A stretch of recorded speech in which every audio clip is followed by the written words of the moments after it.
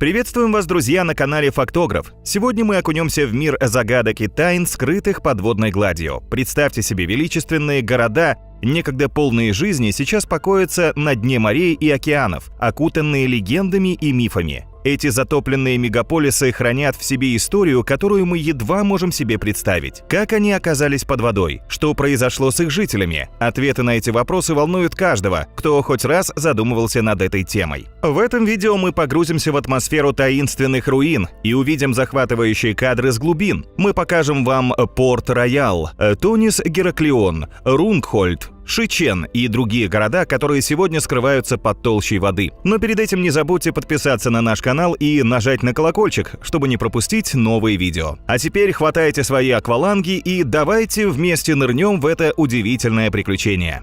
Тунис-Гераклион, Египет. Тунис-Гераклион долгое время считался мифическим местом, плодом воображения древних историков. Пока в 2000 году в нескольких километрах от города Александрия французские археологи не обнаружили его под водой. Исследователи считают, что Тунис-Гераклион некогда был воротами Древнего Египта в Средиземное море. Он представлял собой процветающий портовый город и еще 13 веков назад являлся крупным торговым центром. В конце 8 века пришедший в упадок город был разрушен сильным землетрясением и вызванным им цунами, а затем исчез под водой. В ходе раскопок археологи обнаружили множество артефактов, в том числе золотых и серебряных предметов, которые, вероятно, использовались в ритуальных церемониях благословения фараонов при их восшествии на трон. Среди бесценных сокровищ также выделяются фрагменты храма, посвященного Амону, одному из значительных божеств древних египтян, монументальная статуя из красного гранита, изображающая бога плодородия Хапи, и бронзовая структура царя и бога Осириса.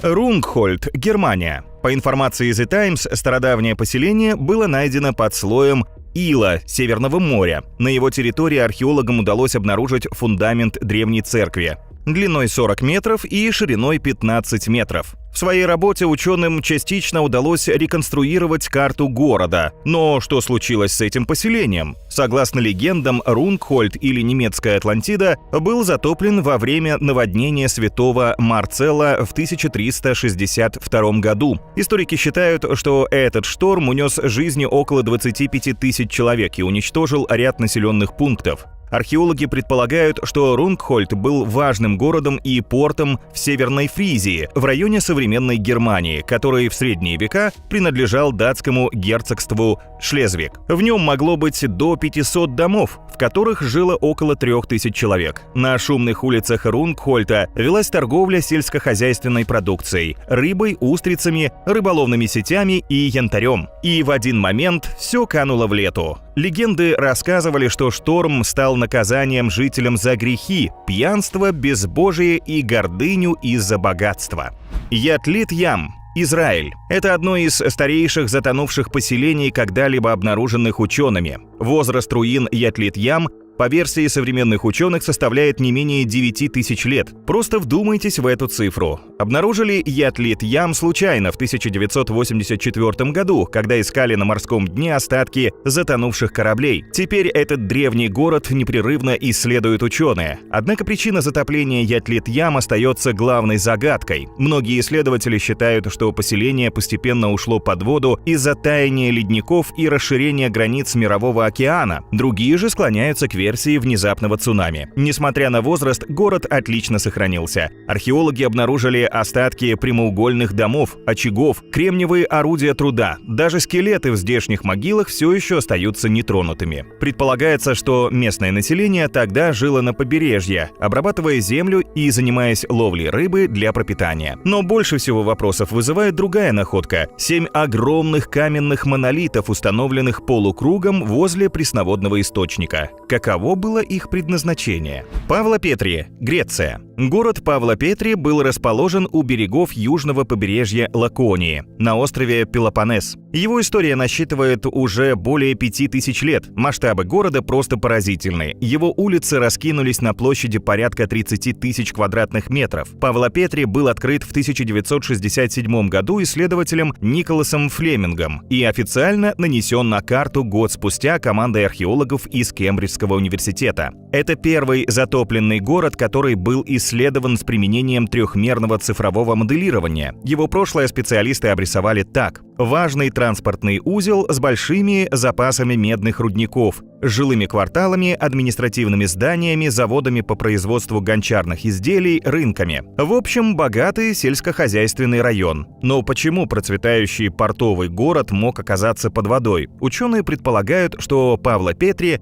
был затоплен после 3 катастрофических землетрясений, которые произошли в этом районе около 1000 года до нашей эры. Подводные руины Йонагуни, Япония. Между Восточно-Китайским морем и Тихим океаном находится загадка, окутанная тайной. В этом месте неподалеку японского острова Йонагуни в 1985 году во время туристической экспедиции были обнаружены массивные подводные образования. Происхождение этих образований породило жаркие споры. Являются ли они полностью естественным образованием, либо имеют частичное или полное искусственное происхождение? Никто точно не знает. Центром подводной архитектурной схемы Йонагуни являлось строение высотой 42 метра и сторонами 183 на 150. Оно состояло из 5 этажей. Около центрального объекта также находились небольшие пирамидки с высотой до 10 и шириной в 2 метра. Хотя происхождение руин Йонагуни остается неизвестным, некоторые люди считают, что это остатки давно утраченной тихоокеанской цивилизации. Возможно, строение было возведено японским доисторическим народом Джамон, датируемым еще 12-тысячным годом до нашей эры. Порт-Роял, Ямайка. Порт-Рояль был излюбленным местом пиратов, дом легкого поведения и различных авантюристов. Он считался наиболее злым и греховным городом в мире, пока 7 июня 1692 года не произошло мощное землетрясение магнитудой 7,7 баллов. 2/3 города сразу сползли в море и в течение 2 минут покрылись водой. Гигантское цунами накрыло город, погибло более 2000 жителей. После катастрофы город продолжал погружаться под воду. Сегодня большая его часть находится на средней глубине 15 метров. Современный Порт-Рояль – это небольшой прибрежный поселок, чье население не превышает 2000 человек. Масштабные исследования подводной части Порт-Рояля начались в середине прошлого века и продолжаются до сих пор. Ведь руины некогда процветающего города все еще покоятся на дне местной гавани, что привлекает сюда археологов и дайверов. Дварка, Индия. В индуистской мифологии Дварака или Дварка – столица царства бога Кришны. По легенде, Двараку возвели за одну ночь, и просуществовала она около 10 тысяч лет. А через 7 дней после смерти Кришны город поглотило море. Руины, обнаруженные в конце прошлого века индийским доктором археологии Рао, вдохнули жизнь в это старое предание. Остатки города находятся на дне Аравийского моря на глубине 40 метров, в бухте современного города Дварака. Проведенные акустические исследования показали, что город сохранил на удивление четкие геометрические формы. В результате раскопок нашли стены, мощенные плитами дороги, изготовленные из известняка скульптуры. Также археологи извлекли из-под воды множество ценных артефактов, возраст которых оценивается от 2 до 9 тысяч лет. Уцелевших зданий не было, но контуры застройки можно проследить по дорогам. Когда-то Дварка был настолько прекрасен, что в манускриптах его называли «сказочное царство». По предположению ученых, город накрыло огромной волной цунами в середине 2-го тысячелетия до нашей эры. Баи, Италия. Когда-то Баи был Лас-Вегасом Римской империи, место отдыха для сказочно богатых, убежище порока, курортный город, предназначенный для римской элиты, включая Юлия Цезаря, у которого там была своя вилла. Модный в свое время город располагался на берегу тихой бухты недалеко от Неаполя, но место, на котором был возведен островок Порока, славилось своей вулканической активностью, поэтому из-за частых землетрясений Баи стал медленно погружаться под воду. В 8 веке нашей эры город полностью скрылся в водах Неаполитанского залива. Исследования города начались с 1941 года и продолжаются до сих пор. Сейчас руины курорта находятся под водой в 100 метрах от берега, на средней глубине 10 метров. Их можно осмотреть на подводных экскурсиях или через прозрачное дно специального прогулочного судна. В чистой морской воде прекрасно сохранились остатки храмов Венеры, Дианы и Меркурия, античные скульптуры и мозаики, руины грандиозных дворцов. Данвич, Великобритания. В настоящее время Данвич – британское село, расположенное в Восточной Англии, населением около 100 человек. Однако когда-то Данвич являлся 10-м по численности населения городом средневековой Англии. Имел порт с удобной гаванью и блестящими перспективами, но из-за череды мощных ураганов, накрывших город в 13 и 14 веках, почти полностью скрылся в водах Северного моря. Жители были вынуждены покинуть свои дома и искать убежище в других городах и деревнях. Спустя десятилетия Данвич превратился в забытое воспоминание. Однако сегодня затонувший город привлекает энтузиастов дайвинга и исследователей. Поскольку у дна залива вода очень мутная, водолазы использовали метод акустической визуализации. Таким образом, они нашли следы кораблекрушения и несколько построек, в том числе церкви и, предположительно, здание таможни. Найдено было также множество гончарных изделий, датированных эпохой Высокого Средневековья, когда город еще процветал. Шичен или Львиный город, Китай. Его называют самым впечатляющим подводным городом в мире. Посмотрите, Львиный город в Китае и вправду невероятно красив. Он находится на дне озера Тяньдаоху, или озера Тысячи островов. И не по вине природы, а из-за человеческих поступков. В 1959 году китайские власти затопили долину для того, чтобы возвести гидроэлектростанцию. Одним решением правительство Китая похоронило под водой 2 великолепных древних города, одним из которых был город Шичен, возраст которого превышает 1300 лет. До затопления в городе было 5 городских ворот с башнями, 6 основных каменных улиц, которые соединяли каждый уголок города, и множество других старинных строений. Здесь каждая деталь заслуживает отдельного внимания. В 2001 году возле озера был открыт современный дайвинг-центр, где все желающие могут собственными глазами полюбоваться на прекрасно сохранившиеся остатки Львиного города. На этом у нас все, друзья. Спасибо вам за просмотр. Не забудьте поделиться в комментариях, рискнули бы вы погрузиться под воду, чтобы собственными глазами увидеть остатки затопленных городов. Если да, то какой город вы бы выбрали?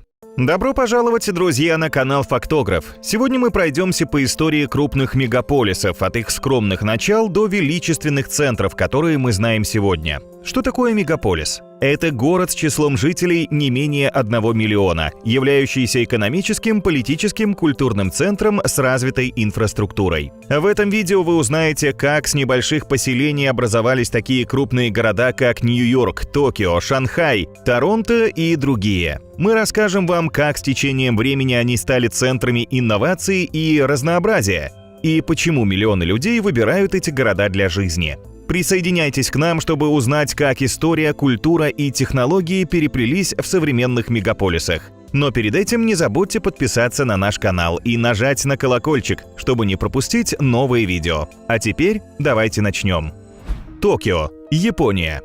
Сегодняшняя столица Японии главным городом страны была не всегда. Первоначально Токио был рыбацкой деревушкой под названием Эдо. Развитие Эдо началось после того, как в 1590 году Тойотоми Хидэёси передал Токугаве Иеясу управление регионом Канто. Там, где сейчас находится императорский дворец, стоял замок Эдо, а залив доходил почти до замка. Людей здесь жило немного. Вскоре на этом месте вырос город, где жители нижних кварталов Ситамати обслуживали политическую и интеллектуальную элиту, поселившуюся в верхних кварталах Яманоте. В 1868 году Эдо был переименован в Токио и провозглашен столицей страны. Город, словно феникс, 2 раза восставал из пепла. Первый раз после великого землетрясения Канто, второй во время Второй мировой войны. После боевых действий город в рекордные сроки был восстановлен. Во многом благодаря заокеанским инвестициям стремительно развивалась промышленность. Токио быстро стал одним из крупнейших мировых индустриальных центров. Сегодня токийская агломерация состоит из 23 районов и множества примыкающих к ним городов. Население урбанизированной зоны Большого Токио составляет около 38 миллионов человек. Просто представьте эти масштабы самой крупной агломерации в мире. Чунцин, Китай.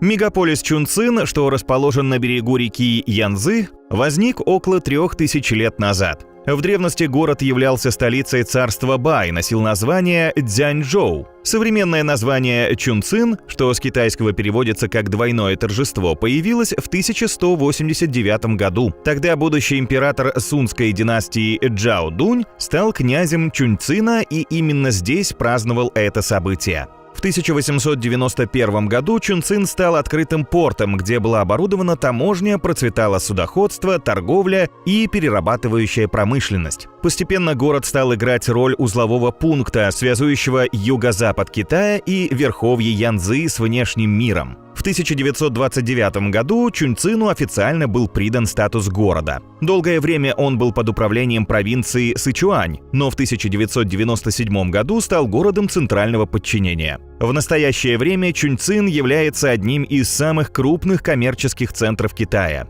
Большую часть территории мегаполиса занимают земли сельскохозяйственного назначения, и лишь меньшая его часть урбанизирована. Численность населения города составляет 32 миллиона человек, при этом основная часть проживает вне урбанизированной зоны. Дубай – Объединенные Арабские Эмираты. Первое поселение людей в Дубае было еще в 3000 году до нашей эры, а возраст остатков некогда мангрового болота в окрестностях города насчитывает около 7000 лет. Тем не менее, самое первое упоминание о Дубае датировано 1095 годом в книге по географии андалузско-арабского географа Абу Абдулла аль-Бакри. В 1580 году Дубай был упомянут в дневнике венецианского торговца Гасперо Бальби, который был заинтересован в покупке жемчуга. Однако, как жилое поселение, рыбацкая деревня будет обустроена только в начале XVIII века. В это время на земли Дубая пришло племя Бани-Яс и подчинилось правлению шейха Тахнуна бен Шахбута из Абу-Даби. Уже в 1822 году местные правители заключили морское перемирие с Великобританией, что привело к открытию торговых путей и процветанию бизнеса. Дубай стал сотрудничать со многими государствами, что со временем сделало его известным. Бурный рост города начался в 1960-х годах, когда здесь была обнаружена нефть. Зарабатываемые от продажи ресурсы разумно вкладывались и продолжают вкладываться сегодня в развитие города. И сегодня, спустя несколько десятилетий упорного труда, Дубай вошел в свой золотой век процветания и с рыбацкой деревушки превратился в современный технологичный город с населением около 3 миллионов 600 тысяч человек. Дели, Индия. Сейчас на территории Дели постоянно проживает более 16 миллионов человек, однако всего 100 лет назад здесь жило всего около 200 тысяч. История Дели началась более 5000 лет назад. Этот город, по легенде, был основан династией Пандавов из Махабхараты и тогда получил название Индрапрастха. В первых веках нашей эры на месте древней Индрапрастхи возникло население под названием Дхилика или Дхили, которая со временем трансформировалась в современное Дели. Документально подтвержденная история Дели начинается лишь с XI-XII века. В 1206 году Дели на несколько столетий стал столицей Делийского султаната, первой крупной мусульманской империи. А в XVI веке эти территории захватил потомок Тамерлана Бабур и основал здесь империю великих моголов с центром в Дели. В 1858 году, когда империя моголов была ликвидирована, Индия официально стала британской колонией. В 1947 году с провозглашением независимости Индии Дели стал ее столицей. Сегодня Дели является одним из наиболее экономически развитых городов Индии. Город делится на две контрастные части – Старый Дели и Нью-Дели. В старом городе все проникнуто восточным шармом и колоритом. Узкие улочки, пестрые базары, изящные храмы. В Нью-Дели, спроектированном британскими архитекторами, сконцентрированы деловые и промышленные районы, торговые центры, респектабельные отели. Шанхай, Китай. Первое поселение на территории современного Китая появилось примерно в XI веке, когда на месте слияния рек Янцзы и Хуанпу возникла небольшая рыбацкая деревушка. Выгодное географическое положение отличало ее от других подобных поселений и обусловило ее рост в дальнейшем. В 1280 году город впервые упоминается как Шанхай, что в переводе с китайского дословно означает «над морем». В XVI веке вокруг поселения была построена стена, и Шанхай превратился в полноценный город. Однако радикальные перемены в положении города произошли только в XIX веке. Занимаемое Шанхаем стратегическое положение в устье Янцзы сделало его форпостом Поднебесной в торговле с западным миром. Сюда хлынула дешевая рабочая сила со всего мира. Город стал бурно развиваться и значительно вырос в размерах. К середине 20-го столетия город приобрел статус мощного промышленного, торгового и культурного центра Китая. Сегодня порт Шанхая крупнейший в мире. А сам город – важнейший финансовый и экономический центр страны. Здесь живут и трудятся около 30 миллионов людей, включая иностранцев, которых манят сюда широкие перспективы. Дакка, Бангладеш. Возникновение поселения на территории, которую сейчас занимает Дакка, относится к VII веку. В те времена эти земли принадлежали буддийскому королевству Камарупа, но вскоре их захватила империя великих моголов. В XVII веке Дакка стала известна как столица могольского Бенгала. В этот период Дакка превратилась в центр торговли. А сам город был переименован в Джахангир-Нагар в честь императора Джахангира. В XVIII веке Дакка попала под контроль Британии и стала крупным торговым и культурным центром. В 1947 году, после окончания британского правления, город стал административной столицей Восточного Пакистана. И, наконец, в 1971 году Дакка была провозглашена столицей Республики Бангладеш. Сегодня основная часть промышленности страны находится в Дакке, и за последние десятилетия за счет внутренних мигрантов столица разрослась до размеров мегаполиса. Численность населения агломерации Дакка в 2024 году оценивается в 24 миллиона жителей. Это один из самых густонаселенных районов мира. Нью-Йорк, США. Историки утверждают, что примерно 3000 лет назад территорию Нью-Йорка заселили племена индейцев, которые уже не покидали данный регион. Тихий и размеренный этап истории города продолжался до 1524 года, пока в гавань Нью-Йорка не прибыл первый европеец, итальянец Джованни Верацано. Однако история современного Нью-Йорка начинается с прибытия голландцев, так как именно они основали там первую колонию в 1614 году. В 1626 году город получил название Новый Амстердам. В 1664 город и его окрестности перешли под контроль Англии и были переименованы в Нью-Йорк. В течение XIX века население города стремительно росло благодаря бурному притоку большого количества иммигрантов. В 1898 году Нью-Йорк приобрел сегодняшние границы.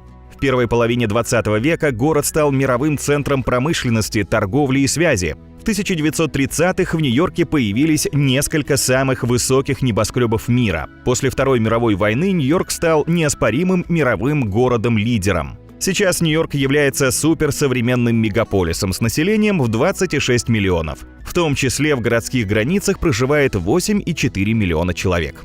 Торонто, Канада. Торонто – это крупнейший многонациональный мегаполис, а также столица провинции Онтарио. Формально город начал свое существование в 1834 году, когда жители поселения Форт Йорк потребовали от властей создать город, так как поселение насчитывало порядка 10 тысяч жителей. До этого же в 17 веке на этом месте находился индейский поселок. Откуда произошло название Торонто? Согласно двум самым реалистичным теориям, слово произошло из лексикона индейцев-гуронов, которые под ним подразумевали место встречи, или же из наречия махоков, называющее Ткаронто – место, где деревья росли прямо из воды.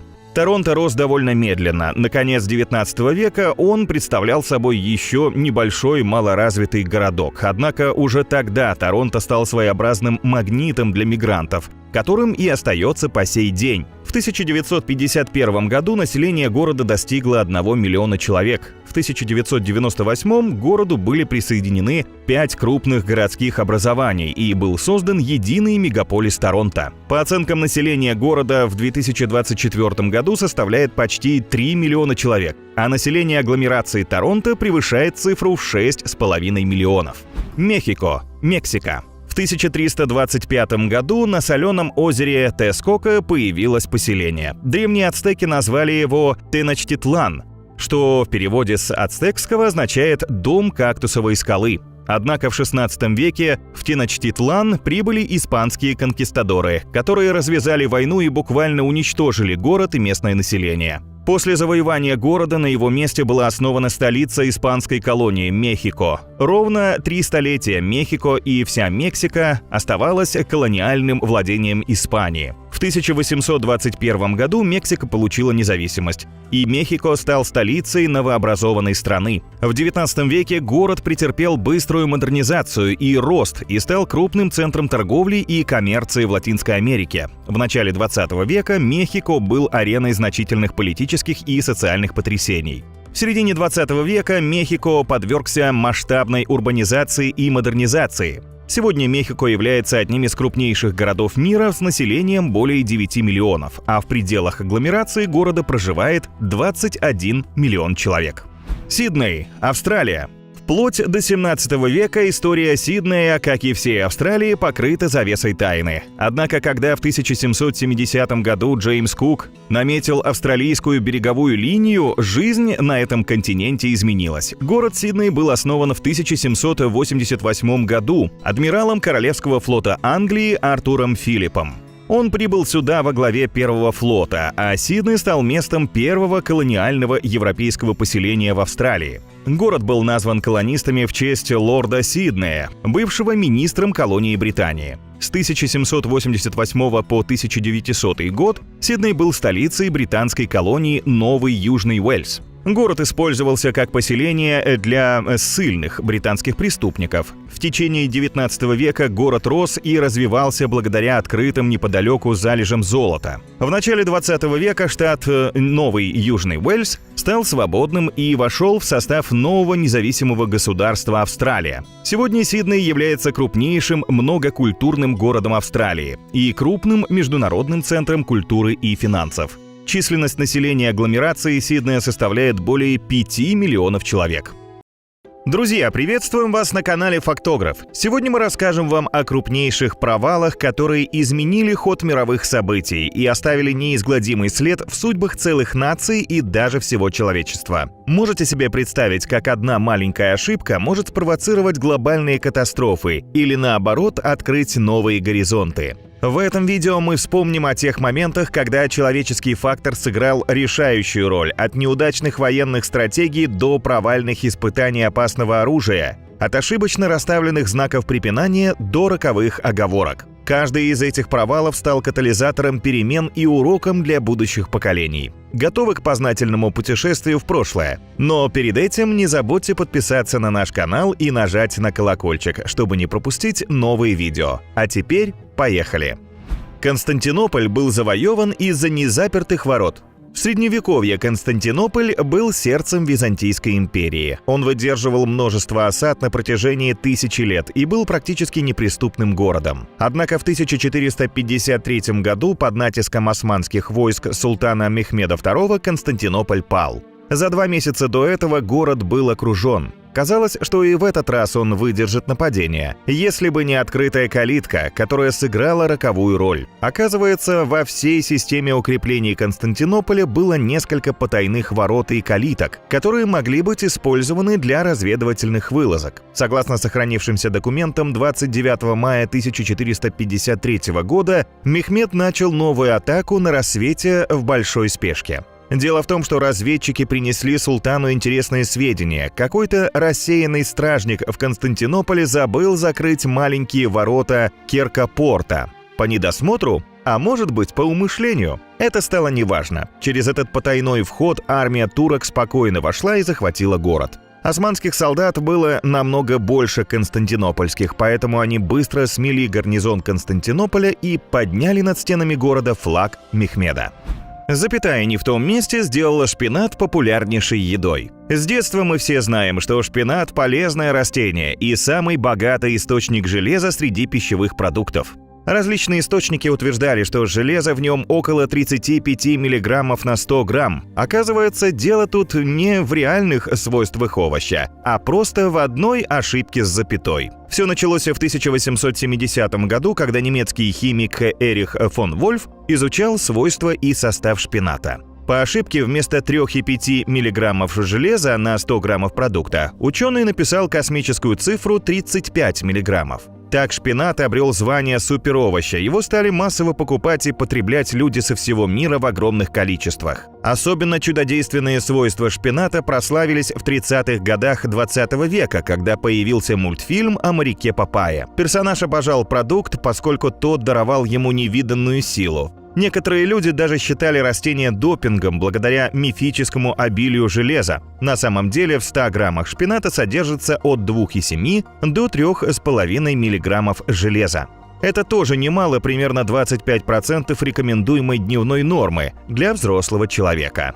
Ганнибал потерял почти половину своей армии при переходе через Альпы. Ганнибал был полководцем карфагенских войск во время Второй Пунической войны. Она началась после того, как Карфаген разрушил союзный Риму испанский город Сагунт. Самым знаменитым событием войны стал поход Ганнибала в Италию, поставивший Римскую республику в крайне тяжелое положение. Хотя в конечном итоге Карфаген потерпел поражение, поход Ганнибала, а особенно переход его войск через Альпы, остался одной из самых известных военных кампаний в истории. Полководец вел на Рим огромную по тем временам армию от 30 до 50 тысяч пехотинцев, 37 слонов и 9-15 тысяч всадников. Зачем он повел войско через заснеженные горы? Чтобы избежать встречи с римлянами. Однако этот переход был очень тяжелым. Войско несколько раз сбивалось с дороги и блуждало по непроходимым местностям. Все дороги были завалены снегом, спуск оказался труднее, чем подъем. Приходилось продвигаться по крутым и скользким тропинкам, которые вились по краю пропасти. Через 2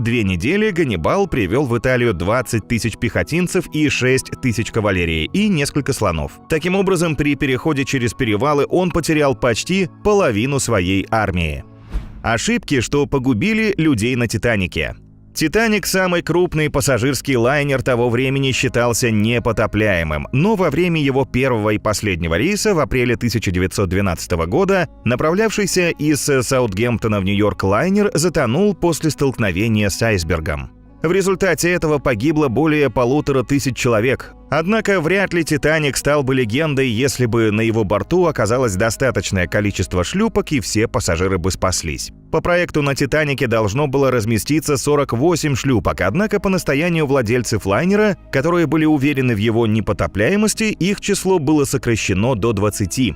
Кроме того, «Титаник» мог спасти ключ. Дело в том, что прямо перед отплытием капитан уволил своего второго помощника Дэвида Блэра. Именно у него был ключ от сейфа, где хранились бинокль и оборудование. В спешке Блэр забыл передать ключ заменившему его Чарльзу Лайтоллеру. В итоге у дежурных на смотровой вышке не было при себе бинокля, им приходилось полагаться только на собственное зрение. А в роковую ночь бинокль был жизненно необходим, чтобы своевременно обнаружить айсберг.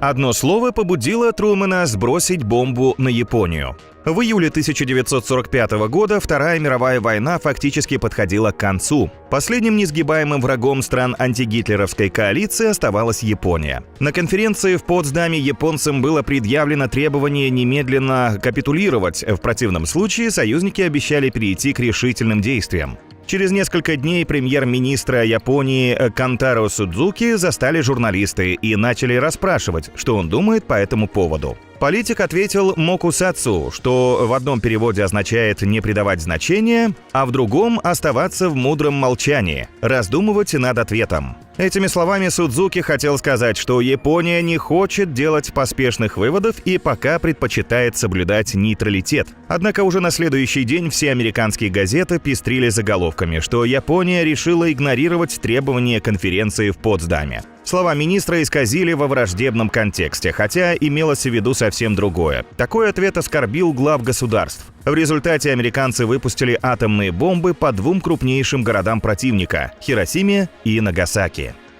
Ошибки проектирования Пизанской башни. Падающая Пизанская башня – одна из главных достопримечательностей Италии. Но как башня стала такой? Сейчас узнаете. Архитекторы начали строить башню в 1173 году, и строительство затянулось почти на 200 лет. Специалисты предусмотрели все, кроме подложки, на чем постройка будет стоять. Как оказалось, северная сторона башни возведена на прочном грунте, а южная – на мягкой и илистой глине. Этого оказалось достаточно, чтобы по завершению строительства 3-го этажа обнаружился наклон в сторону. Инженеры попытались компенсировать наклон, делая одну сторону верхних этажей более высокой, чем другую. Даже по самой конструкции Пизанской башни видно, что наклон пытались исправить, искривляя ее в противоположную сторону. Пытались выровнять Пизанскую башню, но так она и не стала ровной. Выходит, что вот так банально конструкция падает из-за ошибки при проектировании. Однако именно благодаря этому просчету Пизанская башня прославилась на весь мир, а город Пиза и вся Италия получают с нее прибыль уже несколько столетий. Битва при Карансебеше, или как австрийская армия победила сама себя. Битва при Карансебеше произошла 17 сентября 1788 года на территории современной Румынии. Она является самым абсурдным сражением не только австро-турецкой войны, но вообще в истории. В тот роковой день австрийская армия, насчитывающая 100 тысяч человек, подошла к реке Тимиш. Вечером гусарская рота пересекла реку в поисках турецкого войска, но турков не нашли. Зато нашли табор цыган. Решив немного утолить жажду, гусары приобрели у цыган несколько бочек то ли вина, то ли шнапса. Пехота обнаружила гусар и потребовала у них свою долю согревающего напитка. Когда гусары отказались делиться, завязалась драка, которая вскоре переросла в перестрелку. Это уже было плохо, но данному инциденту суждено было стать еще хуже. В этот момент раздался крик «Турки!». Солдаты запаниковали и рванули обратно через реку, как раз навстречу остальным войскам. Те в темноте подумали, что их действительно атакуют турки, и начали отстреливаться. В итоге вся армия разбежалась, а турки через 2 дня спокойно заняли Карансебеш, так и не встретив сопротивления. Оговорка, из-за которой рухнула Берлинская стена. Берлинская стена разделяла Германию на восток, ГДР, и запад ФРГ почти 30 лет. Ее построили в разгар холодной войны между военно-политическими блоками НАТО и Организацией стран Варшавского договора. Какие же события повлекли за собой падение стены? 9 ноября 1989 года восточно-германский политик Гюнтер Шабовский созвал пресс-конференцию, чтобы объяснить незначительные изменения в законе о выезде из страны во время путешествий. Один из журналистов услышал в словах чиновника подтекст, что ограничения будут сняты совсем. Он поинтересовался, когда же изменения вступят в силу, на что Шабовский пожал плечами и сказал «немедленно». В прессе сразу же напечатали радостную новость, и люди направились к стене. Сперва пограничники старались оттеснить толпу водометами, но потом решили позволить границе пасть, чтобы не спровоцировать бунт. Так жители Берлина наконец-то воссоединились. Позднее выяснилось, что в плане пресс-конференции время вступления в силу нового закона указано не было. Пропущенный символ обошелся НАСА в $18 миллионов. В 1962 году НАСА запустила первую межпланетную станцию Маринер-1, которая должна была отправиться к Венере.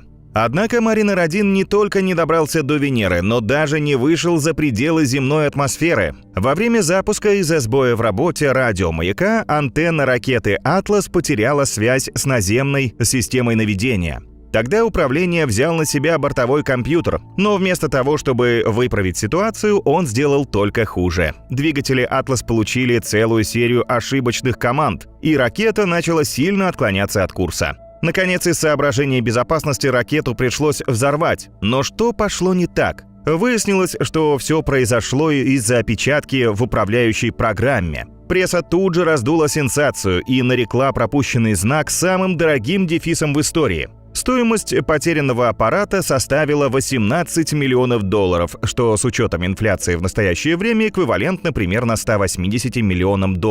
Правда, если быть совсем точным, речь шла не о дефисе, а о пропущенной черточке вверху символа. Но это вряд ли сильно утешило конструкторов. К счастью для НАСА, запущенный через месяц аппарат-близнец Маринер-2 сумел выполнить задачу предшественника и добраться до Венеры. Один изотоп привел к облучению огромной территории.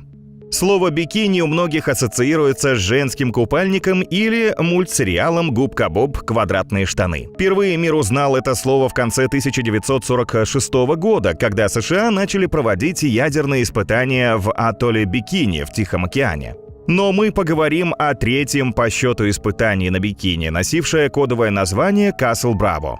Оно было проведено 1 марта 1954 года. Над атоллом была взорвана водородная бомба, в которой в качестве горючего был впервые использован литий-7. Где же тут собака зарыта? Дело в том, что расчеты предусматривали, что литий-7 не будет участвовать в реакции. Но литий-7 не был инертен, как предполагали конструкторы. В итоге ядерный гриб от бомбы получился в 3 раза больше, чем ожидали ученые. А мощность взрыва в 1000 раз превышала мощность бомбы, сброшенной на Хиросиму. Взрыв оставил на дне океана кратер диаметром порядка 2 километров и глубиной около 80 метров. Райский атолл стал абсолютно непригоден для жизни, а местное население в ужасе, столпившись на соседнем острове, получило изрядную дозу радиации. На этом у нас все, друзья. Спасибо вам за просмотр. Не забудьте поделиться в комментариях, история какой ошибки впечатлила вас больше всего.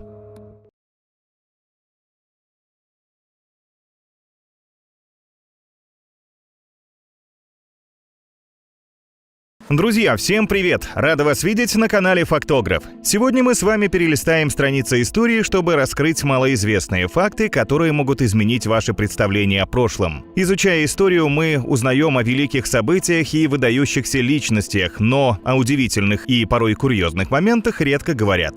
Эти факты не только впечатлят вас, но и заставят задуматься о том, как многогранна история человечества. В этом видео вы узнаете, почему в Древнем Риме использовали мочу для личной гигиены, а в Британии до сих пор хранят свадебный торт королевы Виктории. Мы расскажем вам, в какой стране люди съели собственного премьер-министра, где 100 лет назад детей отправляли по почте и какими были последние слова Марии Антуанетты. Приготовьтесь к неожиданным открытиям, но перед этим не забудьте подписаться на наш канал и нажать на колокольчик, чтобы не пропустить новые видео. А теперь поехали! Голландцы съели собственного премьер-министра Яна де Витта. Жуткое событие произошло 20 августа 1672 года. Как же люди дошли до такого варварства? Нидерланды в тот период переживали тяжелые времена.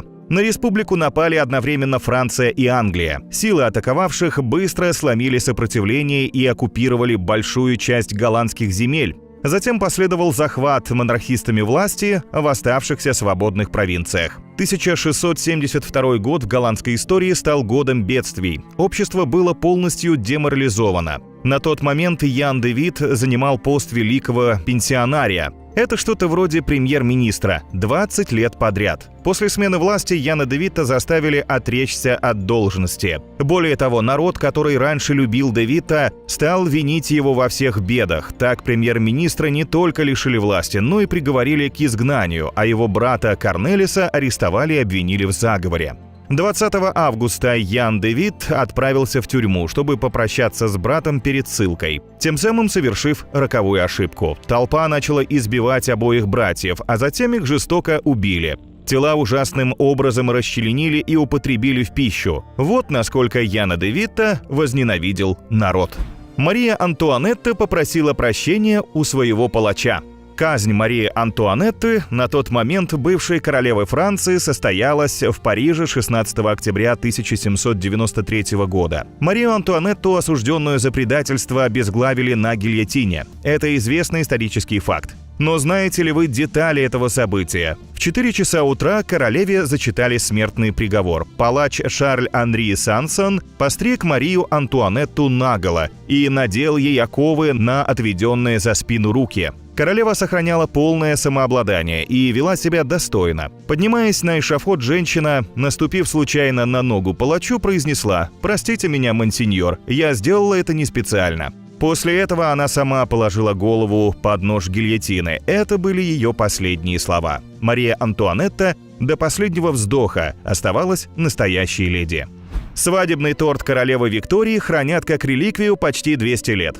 10 февраля 1840 года английская королева Виктория вышла замуж за принца Альберта Саксон-Кобург-Готского. Счастливым новобрачным подали роскошный свадебный торт весом примерно 136 килограммов. Огромный фруктовый торт состоял из 3 ярусов. Его украшали статуэтки из сахара, а начинка из сухофруктов, лимона и бузины играла разными оттенками вкуса. Поистине королевский десерт. Только вот шедевр кулинарии был слишком объемным и сытным, поэтому гости не смогли его доесть. После церемонии Виктория велела его разрезать на кусочки, запечатать в жестяные шкатулки и раздать знакомым и друзьям. Видите, обычай вручать уходящим гостям недоеденные кусочки на дорожку существовал даже при королевском дворе. Некоторые гости съели его дома, а некоторые не смогли. Ведь это был подарок от Ее Величества. Многие сохранили ломтики в качестве памятных артефактов, и часть из них до сих пор хранится как реликвия в коллекции Royal Trust. По сей день кусочки свадебного торта Виктории являются большой ценностью для любителей древностей. К примеру, один маленький кусок в 2016 году был продан на аукционе за $2000. Британия и США начали войну из-за убийства свиньи. В 1846 году Британия и США делили территории на североамериканском континенте и подписали Орегонский договор, в котором оговорили свои границы западнее скалистых гор. Поскольку с географией тогда было так себе, а Google Maps еще не изобрели, то договор получился несколько расплывчатым, особенно с разделом границ на воде. Обе страны объявили небольшой островок Сан-Хуан своей территорией, и все было хорошо, пока в 1859 году американский фермер Лимон Катлер не застрелил свинью в своем огороде. Животное принадлежало британскому поселенцу, но он отказался платить компенсацию за нее. В ответ на это британские власти потребовали арестовать Катлера, а американские – защитить его. На остров были направлены военные корабли и солдаты с обеих сторон. Ситуация быстро обострялась, и обе стороны ждали решения своих правительств. В конце концов, стороны договорились отвести войска, и конфликт был разрешен мирным путем. Война из-за свиньи закончилась без единого выстрела, но вопрос о принадлежности Сан-Хуана остался. Тут помог император Германии Вильгельм I. Он созвал специальную комиссию, которая после года размышлений 21 октября 1872 года вынесла решение в пользу США. В Средневековье некоторые конфликты между мужем и женой решались судебным поединком.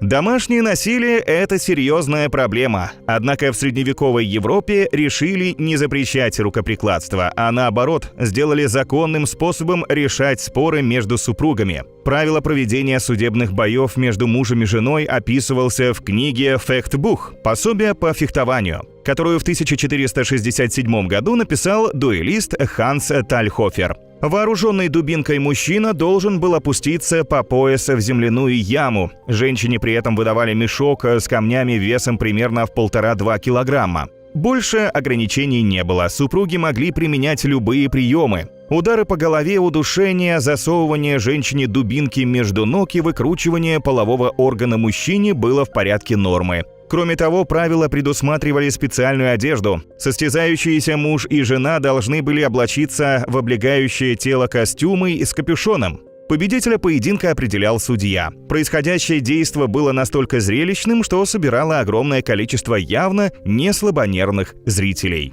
Альберт Эйнштейн чуть не стал президентом Израиля. Все мы знаем Эйнштейна как выдающегося физика-теоретика, однако существуют те грани великого ученого, о которых мы даже не слышали. Например, знали ли вы, что ученый активно выступал за права угнетенных народов? Дело в том, что нацисты из Германии изначально недолюбливали Эйнштейна. Его считали позором немецкой нации, ведь он имел еврейские корни. Поэтому Альберт пожертвовал немецким гражданством ради собственной безопасности и переехал из Германии в США. В далеком 1947 году Эйнштейн приложил свою руку и к созданию государства Израиль. А в 1952 году премьер-министр Израиля Дэвид Бен-Гурион предложил Альберту Эйнштейну должность президента страны. Предложение стать главой Израиля несказанно тронуло физика. Но он наотрез отказался. Эйнштейн заявил, что он, к своему сожалению, не может принять данное приглашение, так как не имеет достаточного опыта и умения работать с людьми.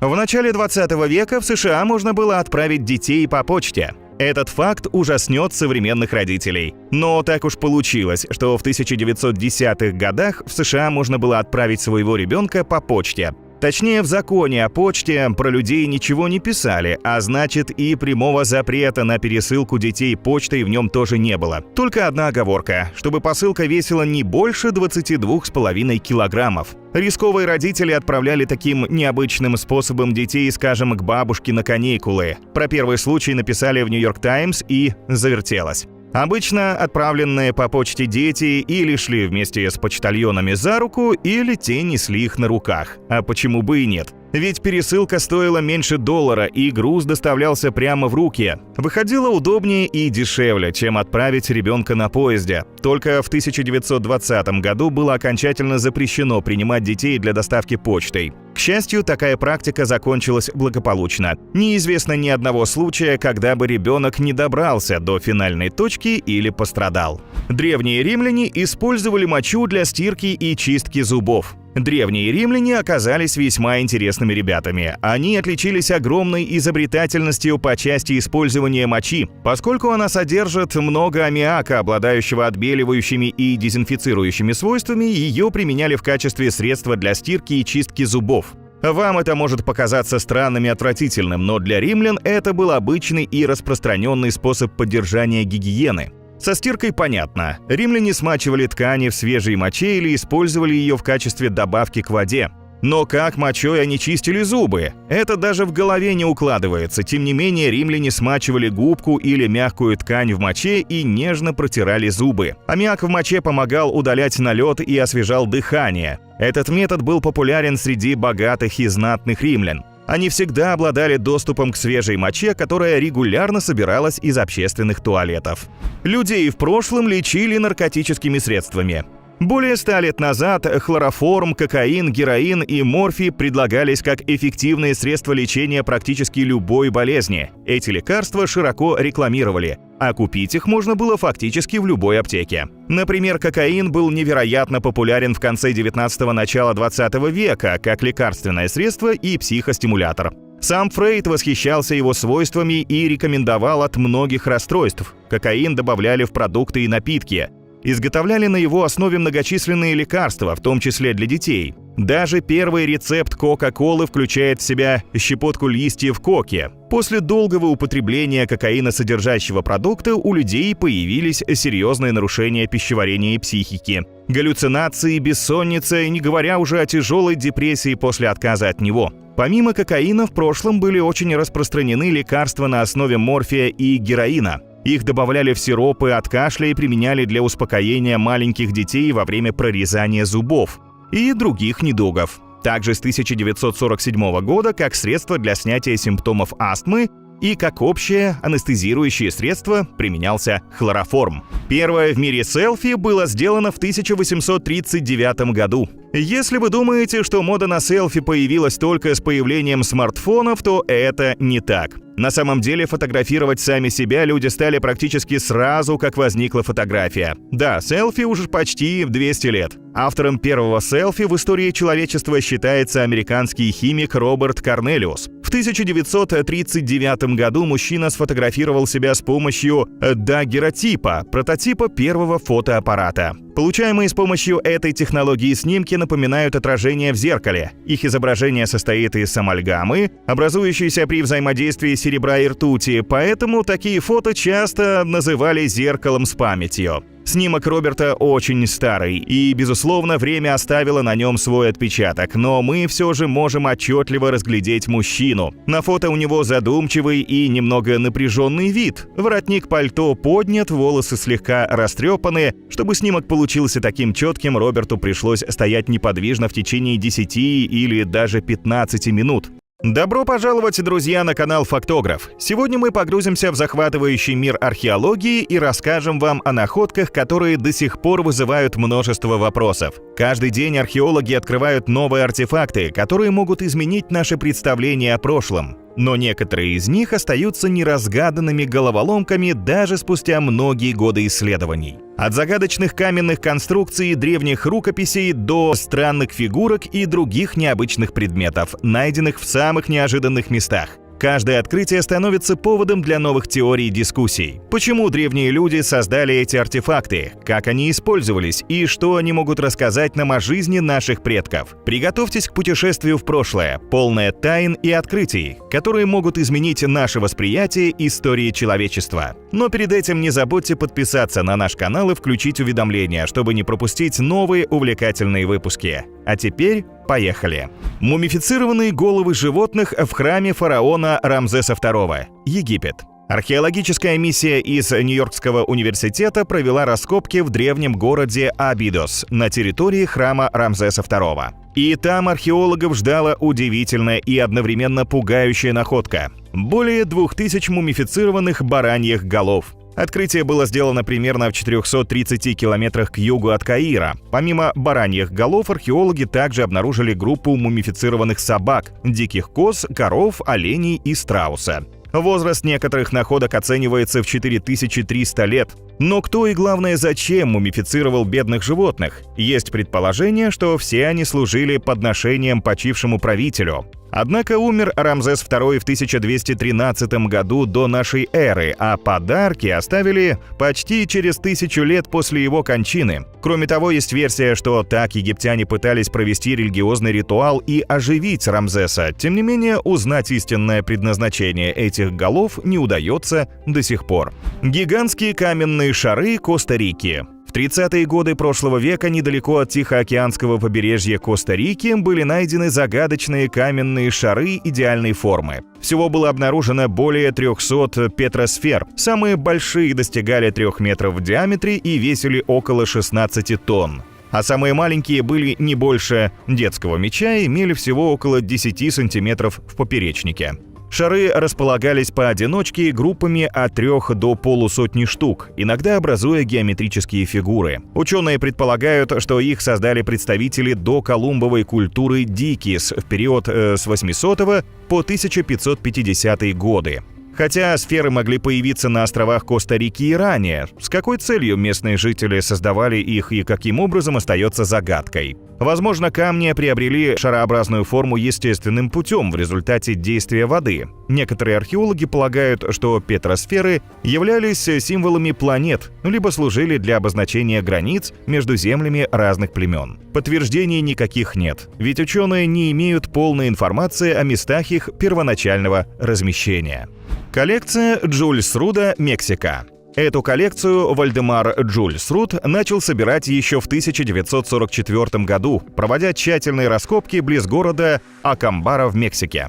Всего ему удалось собрать 37 тысяч артефактов. Это поразительно, но здесь нет ни одного повторяющегося экземпляра. Коллекцию составляли несколько основных видов находок – керамика, скульптуры из камня, музыкальные инструменты, маски, инструменты из обсидиана и нефрита. Наиболее многочисленными были статуэтки из различных сортов глины, выполненные в технике ручной лепки и обожженные методом открытого обжига. Помимо этого из земли достали статуэтки динозавров в тандеме с человеком и других вымерших животных, которые современные ученые идентифицировать не могут. Выходит, что мы знаем крайне мало о тех животных, которые населяли нашу планету. Ученые тут же пришли в бешенство. Признать находки подлинными значило отменить теорию происхождения видов. Джульс Руду заявили, что его обманули и коллекция является подделкой. Однако анализ показал, что возраст некоторых подделок равен 3500 годам, поэтому никаких сомнений быть не может, находки исторически реальны. Но вопросы, что за культура положила руку к их созданию, почему эти образы настолько реалистичны, остаются.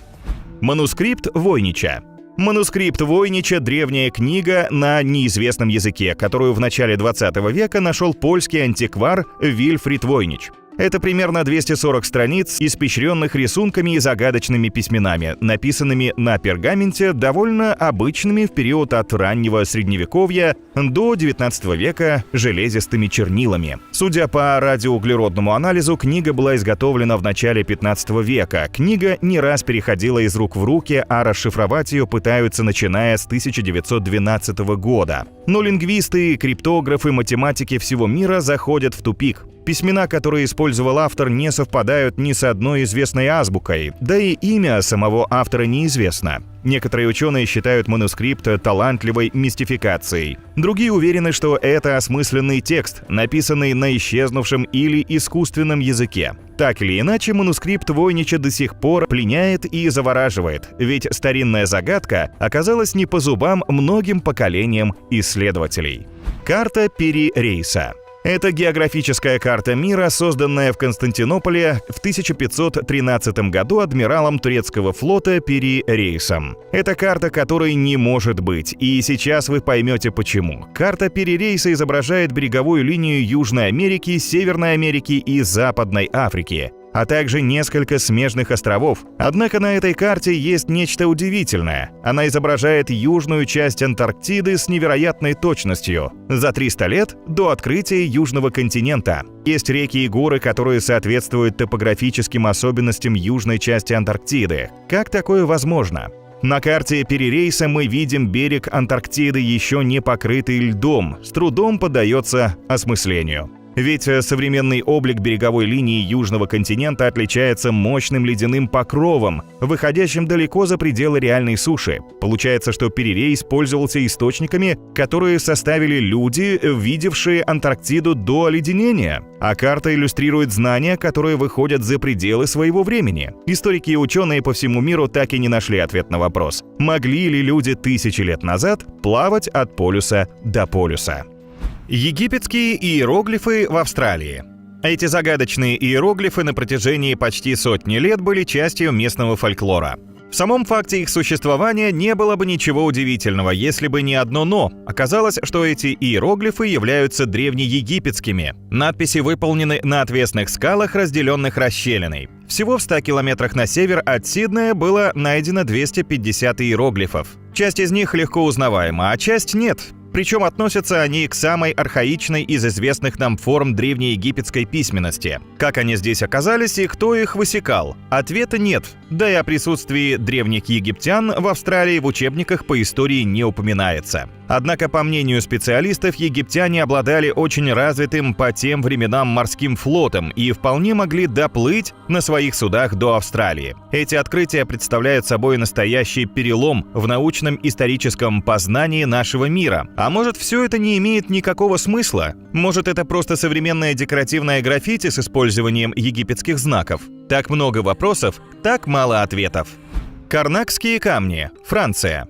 Карнакскими камнями условно называют крупнейшее в мире скопление мегалитических сооружений около французского поселка Карнак в регионе Британии. Всего исследователи насчитали более 3000 мегалитов. Возраст некоторых из них датируется 4500 лет до нашей эры. Самый высокий отдельно стоящий камень имеет высоту 6,5 метров. Что это и зачем? Около 7000 лет назад люди жили трудно. Скудную пищу добывали мучительно, от непогоды укрывались в плетеных, продуваемых ветрами домах. Но, тем не менее, они нашли время и силы для того, чтобы дотащить тысячи камней на выбранную площадку и выстроить их в определенном порядке. Мистика какая-то. Пока еще никто не разгадал истинного предназначения карнакских камней. Одни полагают, что камни имели астрономическое значение, другие считают, что это были сакральные площадки для проведения ритуалов или принесения жертв. И есть версия, что это было место сожжения и погребения тел. Однако человеческих останков в Карнаке ученые не нашли. Римские додекаэдры. Римские додекаэдры — это пустотелые многогранники из 12 правильных пятиугольников, в каждом из которых сделаны круглые отверстия разного диаметра, а на углах соединений граней — маленькие шарики. Чаще всего предметы выполнены из бронзы, реже из железа и камня. Размеры додекаэдров варьируются от 4 до 11 сантиметров в диаметре. Все они датированы 1-3 веками нашей эры. Археологи находили додекаэдры на территории Западной Европы, в захоронениях людей, в кладах монет, на развалинах в шкатулке с женскими украшениями. Их назначение ученые не могли раскрыть сотни лет. В исторических описаниях о додекаэдрах не было упомянуто. Ученые выдвигали множество версий. Зачем были нужны эти предметы? Наиболее близкое к действительности предположение высказали в 1907 году, заявив, что это подсвечник. Также есть версия о магическом предназначении предметов. Возможно, додекаэдры использовали для предсказаний судьбы и колдовства, поэтому уже в христианский период могло быть запрещено их применение. Тем не менее, их назначение до сих пор обсуждается, поскольку они слишком сложны в изготовлении и часто не имеют следов использования. Долина кувшинов, Лаос. В лаосской провинции Сианкуанг расположилась удивительная и пока мало изученная достопримечательность этой страны – долина кувшинов. У подножия Анамского хребта прямо из земли выступают сотни огромных сосудов, которые выполнены из гранита, песчаника и скальных пород. Их диаметр составляет от полуметра до 3, а вес достигает 6 тонн. Происхождение и назначение каменных кувшинов до сих пор остается одной из главных археологических загадок Юго-Восточной Азии. Никто не знает, откуда и как они сюда попали. У лаосских крестьян есть поверье, что давным-давно на территории долины жили великаны, и именно они создали кувшины. Более приземленные легенды рассказывают о короле Кхунг-Чинг, который после значимой военной победы приказал создать большое количество сосудов для хранения рисового вина, необходимого для грандиозного пира. Все версии достаточно сомнительны. Несомненно одно – возраст гигантских камней не менее 2000 лет.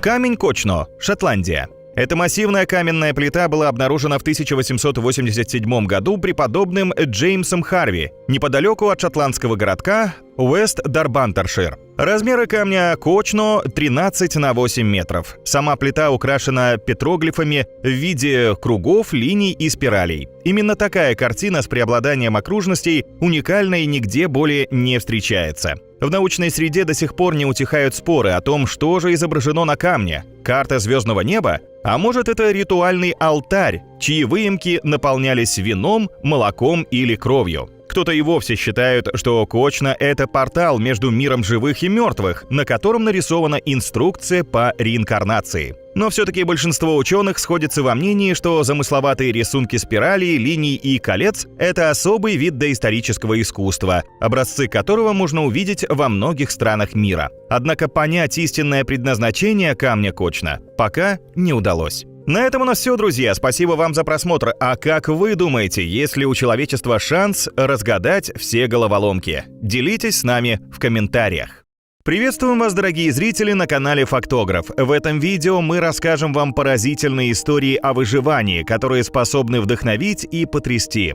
Вы узнаете о людях, оказавшихся в самых экстремальных ситуациях, от далеких диких мест до высоких заснеженных гор, от жарких пустынь до морских глубин. Представьте себе, вы потерялись в лесу без еды и воды или попали в аварию вдали от цивилизации. Как вы поступите? Эти истории о выживании не просто захватывающие приключения, это примеры мужества, находчивости и силы воли. Приготовьтесь к невероятным рассказам, где надежда становится единственным спасением. Но перед этим не забудьте подписаться на наш канал и нажать на колокольчик, чтобы не пропустить новые видео. А теперь поехали!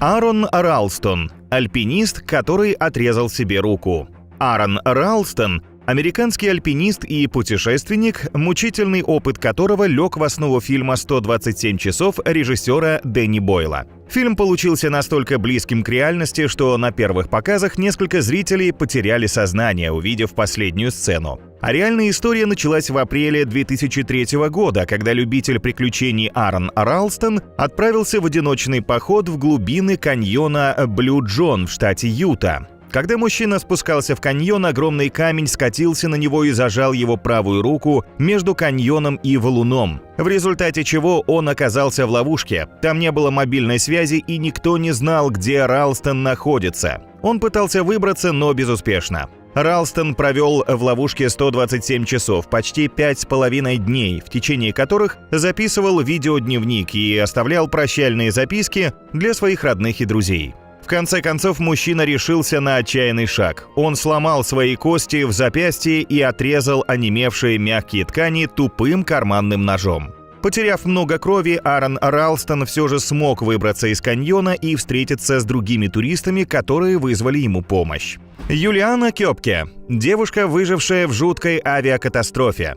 24 декабря 1971 года рейс Ланса 508 вылетел из Лимы, центральный регион Перу, Пукальпу. На борту находились 6 членов экипажа и 86 пассажиров. Всего через 40 минут после взлета самолет попал в сильную грозу. В его правое крыло ударила молния и вызвала пожар в топливном баке. Самолет быстро терял высоту, распадаясь на части по мере приближения к Земле, и разбился посреди амазонских джунглей. Юлиана Кёбке оказалась единственной выжившей. Когда самолет развалился, девушка все еще была пристегнута к своему креслу и упала с высоты более 2 километров. Тропический лес отчасти смягчил ее падение. Она потеряла сознание, получила множество травм, но чудом выжила. Следующие 10 дней Юлиана провела в дремучих джунглях дикой Амазонки. Будучи на грани смерти от обезвоживания и инфекции, девушка наконец нашла перуанских лесорубов, которые ей оказали первую помощь и вызвали спасателей. После пережитого Юлиана окончила университет и стала ученым-биологом. А в 2011 году в Германии вышли ее мемуары под названием «Когда я упала с неба».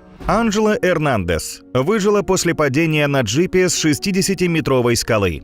6 июня 2018 года девушка ехала в Южную Калифорнию в гости к своей сестре на собственном автомобиле. По пути она отправляла СМС, но в какой-то момент сообщения перестали приходить. Родные забили тревогу, и только через 7 дней Анджелу случайно нашли местные жители. Они сначала заметили машину Jeep Patriot, который частично затонул у подножья 60-метровой скалы. Девушка сидела неподалеку. Анджела была в сознании, но у нее оказалось множество травм, коллапс легких, перелом обеих ключиц и 4 ребер, лопнувшие сосуды в глазах и множество ушибов. Что же случилось? По словам Анджелы, на шоссе ей пришлось резко вывернуть руль, чтобы избежать столкновения с животным, после чего машина вылетела с трассы и упала с обрыва. Ей повезло остаться в живых после такого падения, но выбраться своими силами было невозможно. В ожидании спасения девушка собирала дождевую воду с помощью шланга от радиатора, прокручивала в голове любимые песни и мечтала о еде, которую съест дома. Все это время Анджела Эрнандес видела проезжающую сверху автомобили и даже пыталась кричать, но водители не замечали ее. Спасатели подняли девушку на дорогу и на вертолете доставили в больницу. Стивен Каллахан провел 76 дней в открытом океане. Стивен Каллахан, американский моряк, задумал в одиночку переплыть Атлантический океан. В январе 1982 года он отправился с Канарских островов в Карибское море на маленькой яхте «Наполеон Соло», которую сам спроектировал и построил. Однако Каллахан попал в шторм, во время которого его судно повредилось. Корабль начал тонуть, и Каллахану пришлось эвакуироваться с него на надувном плоту. И тут вдруг мужчину осенило. С тем снаряжением, что имеется на плоту, он обречен на гибель. Он также не мог вызвать помощь, так как его радиомаяк не работал. Все, что ему нужно для выживания, находилось в затопленной лодке, поэтому он еще неоднократно нырял к тонущему судну, чтобы захватить спасательное снаряжение. Каллахан провел на плоту 76 дней, в течение которых он боролся за выживание. Он ловил рыбу и птиц, резал их своим ножом и ел сырыми, а пил дождевую воду. В конце концов, плот прибился к небольшому острову, и мужчину спасли рыбаки. К тому времени Стив потерял треть своего веса. Мужчину оперативно доставили в больницу, где он провел 6 недель. Позже Стивен зафиксировал свой опыт в мемуарах, а его история стала основой для множества фильмов. Харрисон О'Кенне провел 62 часа на дне моря. Харрисон О'Кенне работал поваром на буксирном катере, который помогал перевозить корабли с нефтью в Нигерии.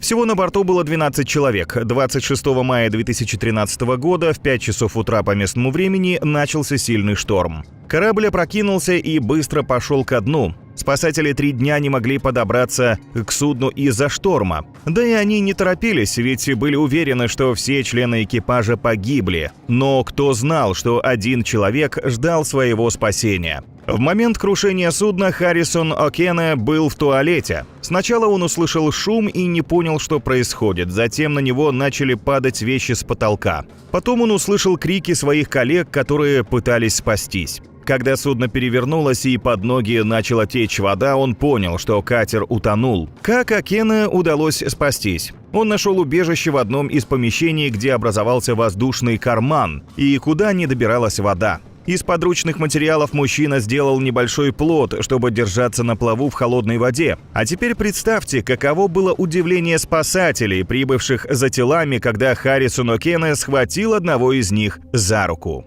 Венцеслао Могуэль – мужчина, переживший казнь. Мексиканский революционер Венцеслао Могуэль был схвачен властями в марте 1915 года и приговорен к смертной казни без суда. Солдаты поставили революционера к стенке, стреляли 9 раз и ушли, уверенные в том, что он мертв.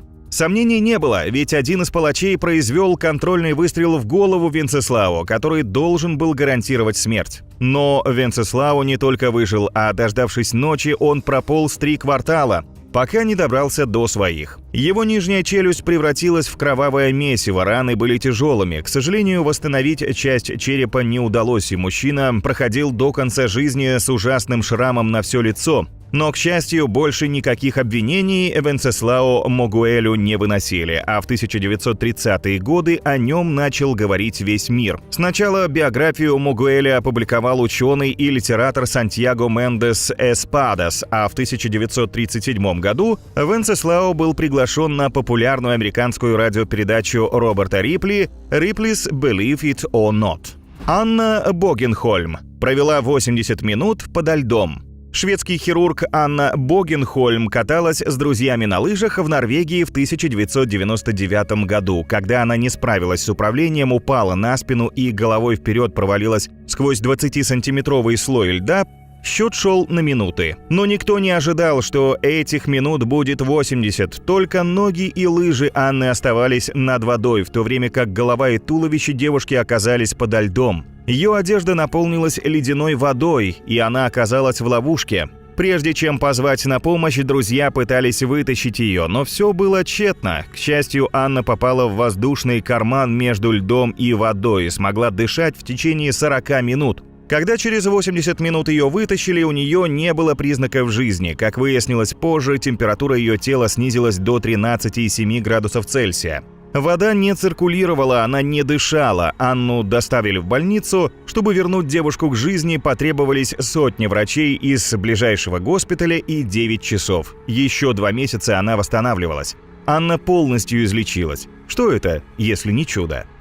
Мауро Проспери, потерявшийся в пустыне Сахара марафонец. В 1994 году итальянский полицейский Мауро Проспери решил испытать свою выносливость, поучаствовав в марафоне в песках в Марокко. Во время этого забега нужно было пробежать около 250 километров по Сахаре за 6 дней. Все было хорошо, пока 14 апреля в пустыне не началась ужасная песчаная буря, и тут Мауро совершил фатальную ошибку. Вместо того, чтобы лечь на землю и переждать ненастье, как указывали организаторы, мужчина продолжал бежать, потому что думал, что видит тропу. Через 6 часов буря утихла, и итальянец понял, что сбился с пути. Мауро пил свою мочу и кровь летучих мышей, чтобы выжить. Он шел только утром и вечером, а днем отдыхал. От отчаяния марафонец даже пытался покончить с собой и порезал 2 вены, но его организм был настолько обезвожен, что кровь попросту свернулась. И вот на 8-й день с момента песчаной бури он набрел на оазис, небольшой естественный колодец с водой. Однако его организм из сушеной пустыни отказывался принимать воду. А на 10-й день Мауро нашли кочевники-туареги, которые забрали его в военный лагерь, а затем в больницу. Как оказалось, Мауро Проспери отклонился от изначального маршрута на 290 километров и оказался в Алжире. Рой Салливан выжил после 7 ударов молнии и попал в Книгу рекордов Гиннесса.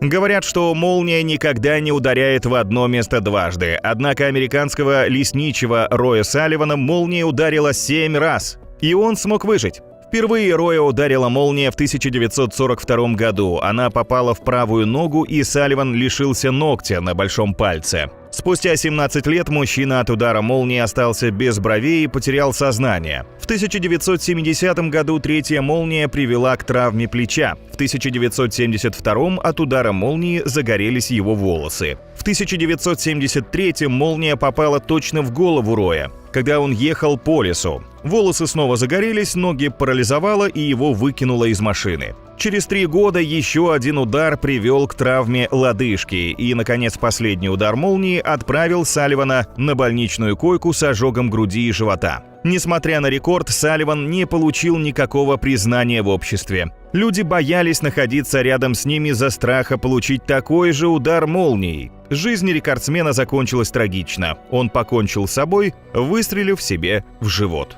Джо Симпсон. История выживания альпиниста в горах Перу. В 1985 году два молодых британских альпиниста Джо Симпсон и Саймон Йейтс отправились в перуанские Анды с амбициозной целью – совершить первое в истории восхождение по западной стене на вершину горы Сиула-Гранде высотой 6344 метра. Все шло по плану, пока во время спуска Симпсон не упал и не сломал себе ногу. Его напарник решил привязать товарища к тросу и спуститься вместе с ним. Но в какой-то момент раненый альпинист соскользнул с обрыва и повис в воздухе над огромной расселиной. Симпсон своим весом тащил Йейтса за собой к краю пропасти. Йейтс был вынужден перерезать веревку, чтобы спасти свою жизнь. Симпсон упал в глубокую трещину в леднике и потерял сознание. Невероятно, но Симпсон сумел выбраться из расселины, проползти почти 10 километров по снегу, льду и острым камням со сломанной ногой и добраться до базового лагеря. Спустя 3 дня под открытым небом Симпсон был истощен, обезвожен. Он бредил, но был живой. Своим опытом Джо Симпсон поделился в книге «Касаясь пустоты».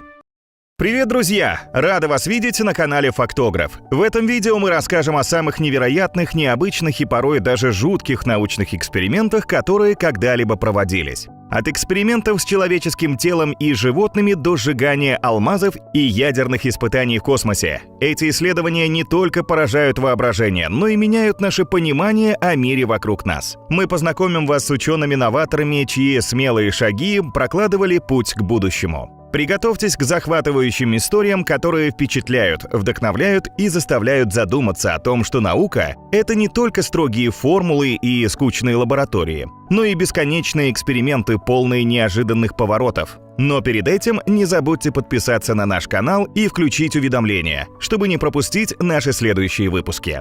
А теперь давайте вместе откроем двери в мир невероятного. Прыжки Ньютона.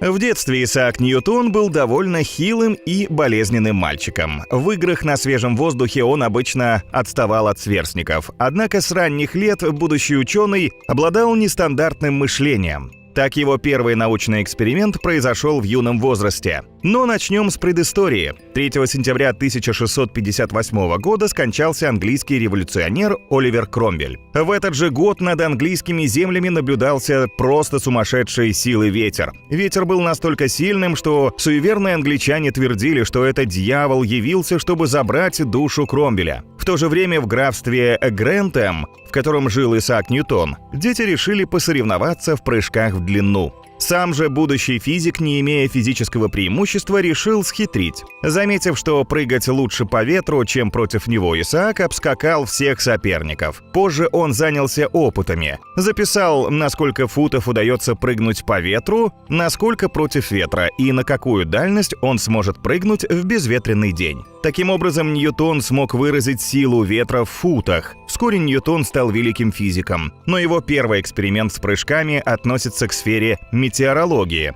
Вот такой получился парадокс. Уильям Бамонт и дыра в желудке. 6 июня 1822 года молодой парень Алексис Сен-Мартен получил ранение в живот, и у него образовалась фистула – отверстие в желудке. Рана была ужасающая, кожу и мышцы сорвало на площади больше ладони, 5-е ребро раздроблено, вместо 6-го из обломков выпирало обожженное легкое и желудок. Сквозь дыру в желудке вытекал еще и непереваренный завтрак. Лечить потерпевшего взялся доктор Уильям Бамонт. Несмотря на стабильное состояние Сен-Мартена, дыра была долго не заживающей, поэтому Бамонт решил исследовать, что происходит с пищей, попадающей в желудок. В рамках эксперимента исследователь привязывал пищу к нитке, а затем вводил ее через отверстие в желудке Сен-Мартена. Через несколько часов он через ту же дыру вынимал частично переваренную еду. Согласитесь, даже звучит ужасно. Несмотря на дикость метода, эксперимент Бамонта оказался новаторским в области исследования пищеварительной системы человека. В частности, он доказал, что пищеварение является химическим процессом, а не механическим. Starfish Prime. 9 июля 1962 года американские военные провели испытание Starfish Prime. Его целью было изучение влияния ядерного взрыва в условиях космического пространства. Самый мощный ядерный взрыв произошел на высоте 400 километров над атоллом Джонстон в Тихом океане к юго-западу от Гонолулу после того, как ракета Тор запустила ядерную боеголовку с зарядом W-49 мощностью 1,44 мегатонны. Практически полное отсутствие воздуха на такой высоте не привело к образованию классического ядерного гриба. Однако наблюдались другие интересные эффекты. На Гавайях на расстоянии 1500 километрах от эпицентра взрыва под воздействием электромагнитного импульса вышли из строя 300 уличных фонарей, телевизоры, радиоприемники и другая электроника. В небе в этом регионе можно было наблюдать зарево. Его засняли на пленку с островов Самоа, расположенных в 3200 километрах от эпицентра. В общей сложности взрыв вывел из строя треть космических аппаратов, находившихся на низких орбитах в момент взрыва. Заряженные частицы, образовавшиеся в результате взрыва, оставались на орбите еще в течение по крайней мере 5 лет и образовали новый радиационный пояс. К счастью, через год после Starfish Prime США и СССР подписали соглашение о полном запрете ядерных испытаний в космосе. Позже к нему присоединились и другие страны. Сжигание алмаза. Эксперимент Антуана Лорана Лавуазье.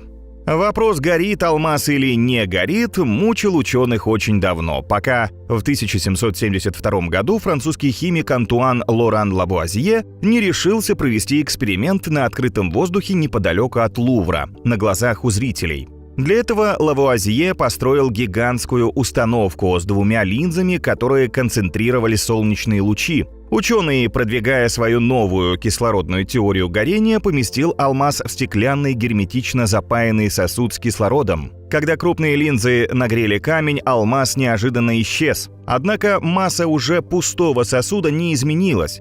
А это означало, что алмаз не исчез бесследно, а просто превратился во что-то другое. Магия? Нет, наука. Что алмаз состоит из чистого углерода, который при нагревании соединяется с кислородом воздуха и превращается в углекислый газ.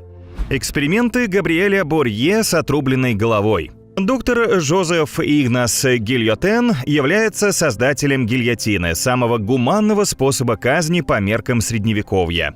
Гильотен утверждал, что его изобретение – это гарантия мгновенной гибели. Но так ли это на самом деле? Проверить правдивость утверждения решил доктор Габриэль Борье. В 1905 году он присутствовал при гильотировании преступника Анри Лангиля. Сразу после казни Борье забрал голову преступника. По свидетельству доктора, в течение нескольких секунд голова Лангиля оставалась в сознании. Веки и губы двигались в течение 5-6 секунд после казни. А когда Борье попробовал позвать казненного по имени, тот якобы отреагировал на звук и стал приподнимать веки. Так доктор сделал вывод, что голова после отделения от тела способна прожить еще примерно 25-30 секунд. Дальнейшие попытки исследования мозговой активности показали, что средняя продолжительность жизни значительно меньше – около 4 секунд. Затем поступление кислорода прекращается и мозг гибнет. Так что в теории голова казненного еще может мыслить в течение нескольких секунд после, осознавая реальность. Но вот говорить или кричать нет, поскольку голосовые связки и легкие остаются в теле. Обезьяна Маугли Уинтропа Келлога. Вы наверняка знакомы с рассказами Редьярда Киплинга о человеческом детеныше Маугли, воспитанном волчьей стаей. Но слышали ли вы о том, как психолог-экспериментатор Уинтроп Келлог решил поставить обратный эксперимент и воспитать обезьяну как человека? Кроме того, ученый задействовал в эксперименте собственного ребенка. В 1931 году Келлог взял домой шимпанзе по имени Гуа в возрасте 7 месяцев. И стал воспитывать вместе со своим сыном Дональдом, которому было 10 месяцев. Исследователь и его жена начали обращаться с обезьяной так, как если бы она была человеком, точно так же, как со своим сыном. В ходе эксперимента ученый постоянно вел записи и сравнивал способности Гуа и Дональда. Результат поразил. Гуа справлялась со всеми заданиями лучше мальчика, за исключением овладения языком. Более того, 9 месяцев спустя Дональд стал сам подражать животному. Вместо того, чтобы использовать выученные слова, ребенок имитировал звуки обезьяны. В итоге Келлог испугался за развитие своего сына и прервал эксперимент, а обезьянку вернули в питомник. Вывод один: скорее человек станет шимпанзе, чем шимпанзе человеком. Природа любви Гарри Харлоу. В 1960-х годах ученые стали исследовать теорию привязанности. Среди них был американский исследователь Гарри Харлоу, который провел жестокий эксперимент над детенышами макак под романтичным названием «Природа любви». Поведение этих обезьян в младенческом возрасте очень напоминает человеческое. Детенышей забрали у матерей в первые часы их жизни. Затем поселили в темных изолированных клетках, где было 2 мамы. Первая мама представляла собой чучело из проволоки со специальным приспособлением для кормления детенышей.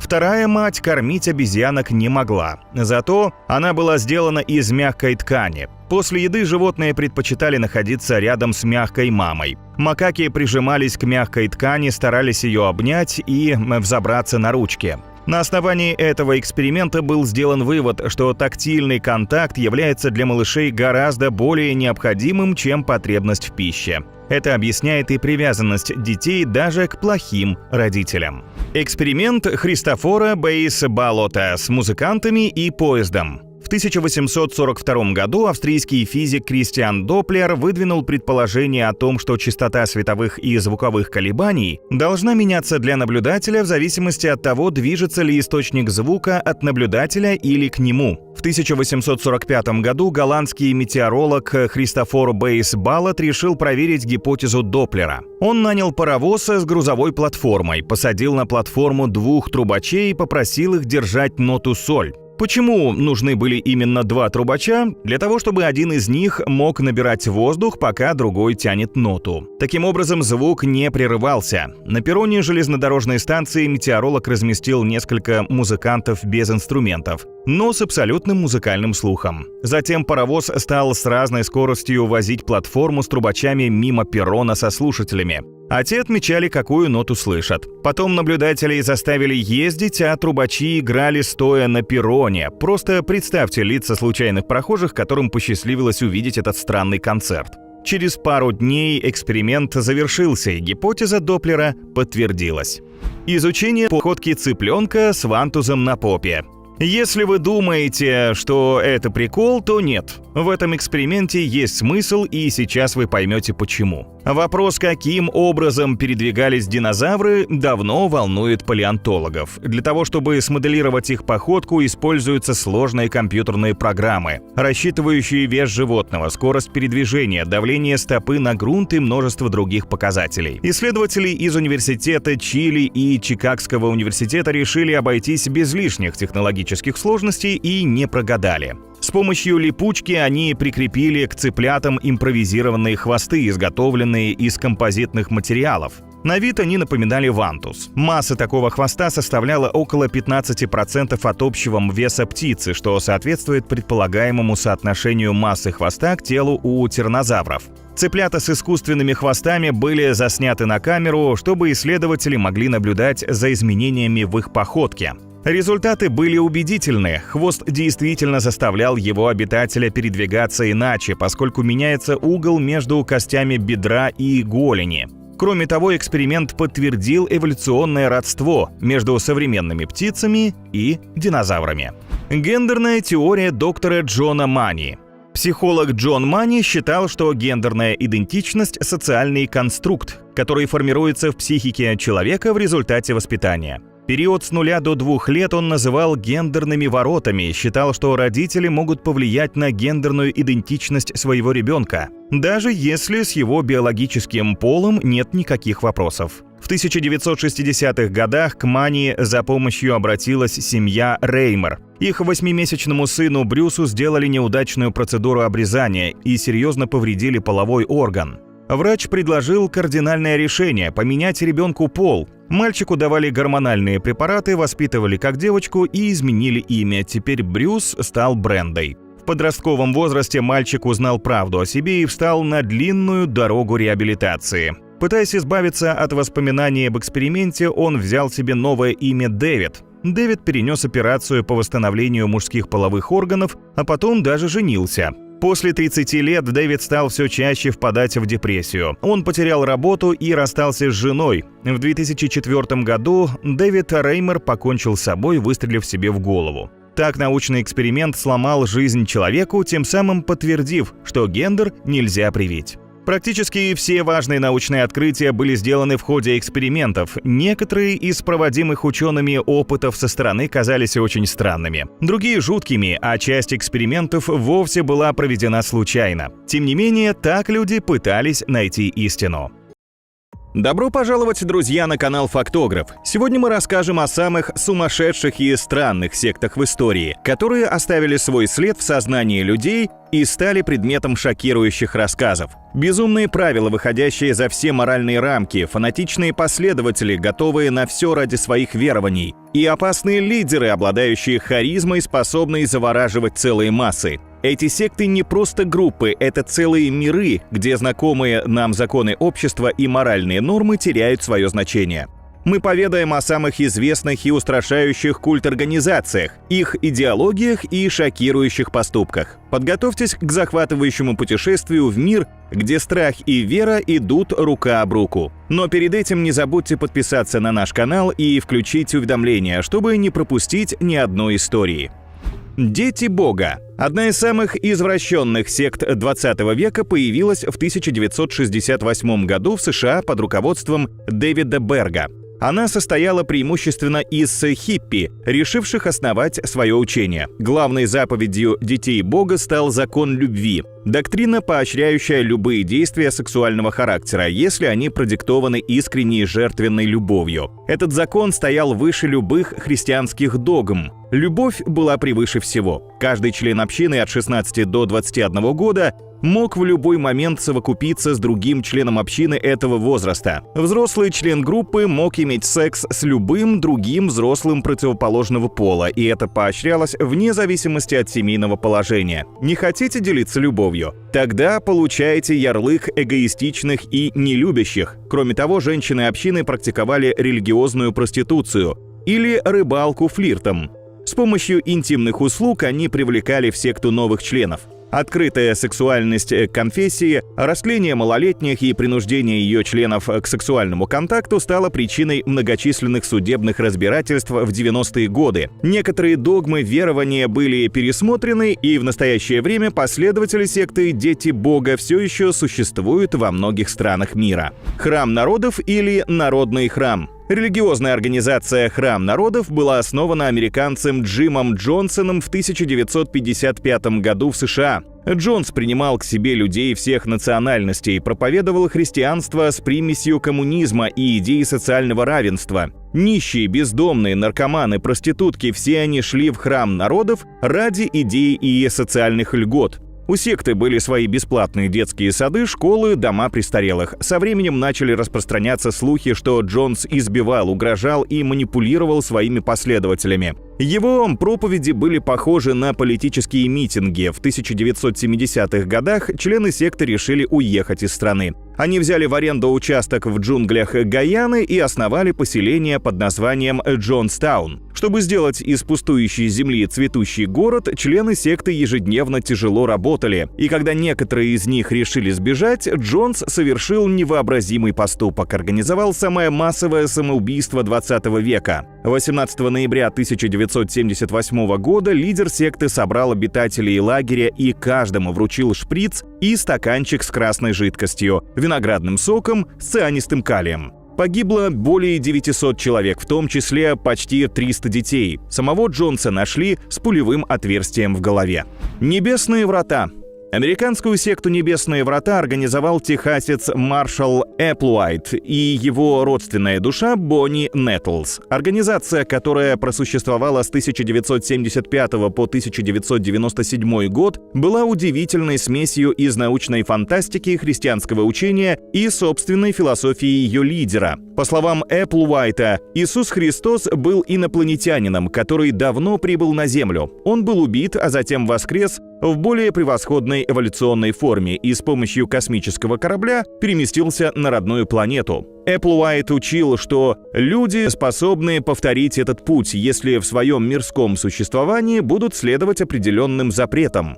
Конечно же, тем, что скажет лидер. Членам общины запрещалось общаться со своими семьями, разговаривать вслух, касаться друг друга, и особенно строго запрещались любые сексуальные отношения. Каждый имел наблюдающего партнера и, в свою очередь, тоже наблюдал за кем-то. В 1997 году 39 членов секты, включая лидера, покончили жизнь самоубийством. Эпплвайт убедил всех, что таким образом они отправятся в Эдем на комете Хейла-Боппа. Адепты секты съели сладкий десерт, начиненный снотворным, и запили его водкой. 39 тел были найдены 26 марта 1997 года на их вилле на ранчо Санта-Фе в Калифорнии. Все они были одеты в черное, а на головах были полиэтиленовые пакеты.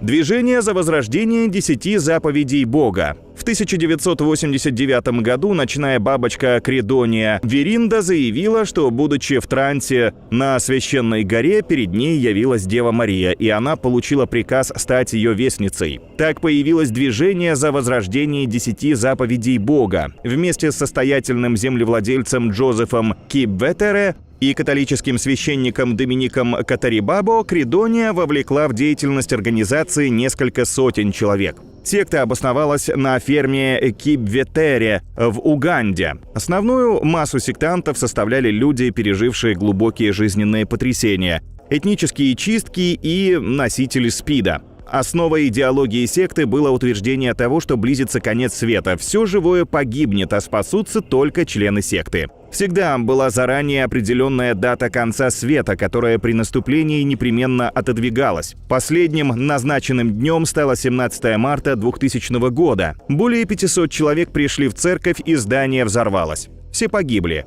Позже в своих домах были найдены трупы еще нескольких последователей движения. Кридонии Веринде удалось сбежать, и до сих пор она находится в международном розыске.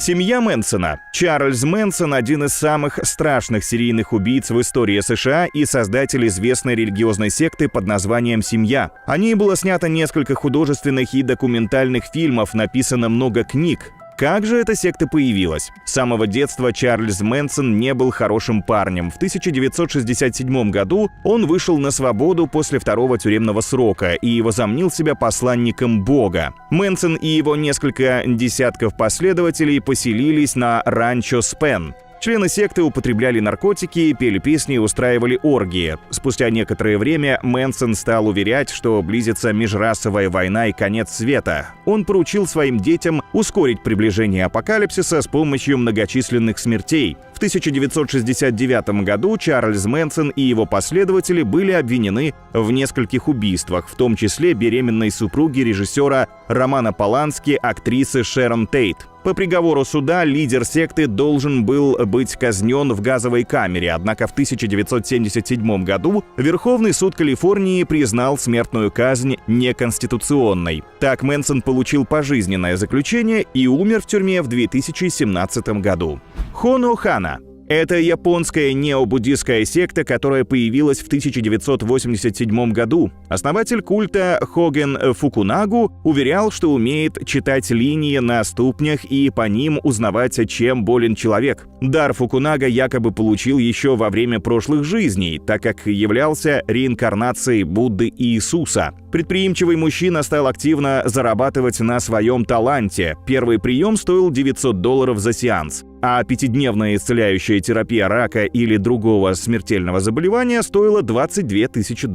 Самое страшное в этой секте то, что реально больные люди отказывались от традиционной медицины, наивно полагаясь на чудотворные силы лжепророка. Кроме того, даром видеть и излечивать болезни через ступни Фукунага делился со своими последователями. В общей сложности культ просуществовал более 10 лет, и за это время в его ряды вступили 30 тысяч человек. Затем Хогена Фукунагу посадили в тюрьму на 12 лет за мошенничество, а секту обязали возместить причиненный ущерб, выплатив деньги обманутым людям. Ветвь Давидова. Американская секта «Ветвь Давидова» образовалась в 1955 году. Она отделилась от более крупной протестантской организации «Церковь адвентистов седьмого дня», так как представляла ее наиболее радикальную ячейку. Самым известным лидером секты был Вернон Уэйн Хоуэлл, который возглавил ее в 1990 году. Чтобы соответствовать статусу, Вернон назвался Дэвидом Корешем, который, таким образом, связав себя с библейским царем Давидом и персидским царем Киром. Члены секты семьями поселились в поместье Маунт-Кармел в городе Уэйко. Дэвид Кореш называл себя пророком, готовился к апокалипсису, торговал оружием и вступал в половые связи с несовершеннолетними участницами секты. Затем религиозной организацией заинтересовалась ФБР. Попытка обыска поместья обернулась вооруженным столкновением и двухмесячной осадой. 19 апреля 1993 года во время штурма поместья с применением артиллерии и танков вспыхнул пожар, в котором погибли 76 членов секты, в том числе женщины и дети, и сам Дэвид Кореш. Свидетели Иеговы — это самая распространенная религиозная секта, о которой знают даже дети. Секта, основанная на Библии, но далекая от христианства. Иеговисты не используют крест в качестве религиозной символики, не верят в бессмертие души, отрицают Рождество и Пасху. Им нельзя участвовать в выборах, они признают только Божий суд, отмечать праздники и прикасаться к оружию. Самое ужасное то, что иеговисты отказываются от переливания крови, ведь считают, что так в них может попасть кровь сатаны. Образ жизни свидетелей Иеговы строго регламентирован и находится под тотальным контролем со стороны руководителей общин. Они принуждаются к обязательному распространению учения организации и привлечению новых адептов. Секта свидетелей Иеговы возникла в 1870 году в США и сегодня ведет свою деятельность в большинстве стран мира. По данным организации, она имеет 8,6 миллионов проповедников по всему миру. Наверняка к вам хоть раз в жизни подходили адепты секты с вопросом «Вы верите в Бога?». Однако в некоторых странах, как Китай и Сингапур, Вьетнам и ряд исламских стран, их деятельность ограничена или запрещена. Раэлизм. Титул самой странной секты в мире получает раэлизм или религия НЛО. Течение появилось во Франции во второй половине прошлого века и процветает до наших дней. Основателем является Клод Фарильон, он же Раэль. Последователи этого, кстати, официально зарегистрированного движения верят в инопланетное происхождение жизни на Земле и в то, что технический и научный прогресс позволит однажды достичь бессмертия. Научная секта? Но это же абсурд. Хотя не все так гладко. Лидер раэлизма утверждает, что вступил в контакт с инопланетянами, и они сказали ему, что жизнь на Земле была искусственно создана с помощью генной инженерии космическими пришельцами под названием Элохим. Раэль привлекает в свою секту людей, обещая им вечную жизнь, секретом которой он якобы обладает. Раэлисты выступают за равенство полов, свободную любовь, снятие каких-либо запретов на клонирование и использование генетических манипуляций. Они считают, что мир материален, а Бога нет. Последователи секты верят, что Вселенная является бесконечной, и в ней живут существа, которые создают себе подобных. Другими словами, будущее за клонированием. Аум Синрикё. Японская религиозная секта Аум Синрикё была организована в 1987 году Сёко Асахарой. Численность ее достигала по разным данным от 30 до 50 тысяч человек. В своих проповедях Асахара предрекал близкий конец света и битву добра со злом, в которой погибнут все неверующие в его учения. Во время богослужения использовались психотропные вещества и гипноз. Вступивший в секту был обязан отдать ей все свое имущество и поселиться в общине последователей, где поддерживалась строгая иерархия и жесткая дисциплина. Центральная идея секты — приход к миру во всем мире через апокалипсис. Мечтая приблизить конец света, адепты начали устраивать теракты, выпуская газ «Зарин». Так, в 1994 году в городе Мацумото погибло 7 людей, год спустя в токийском метро 12. Кроме того, было множество пострадавших с отравлением. Всю верхушку Аум Синрикё задержали. Нескольких человек, включая самого Сёко Асахару, приговорили к смертной казни. Однако приговоры в исполнение до сих пор не привели. На этом у нас все. Друзья, спасибо вам за просмотр. Делитесь с нами в комментариях, какая история потрясла вас больше всего.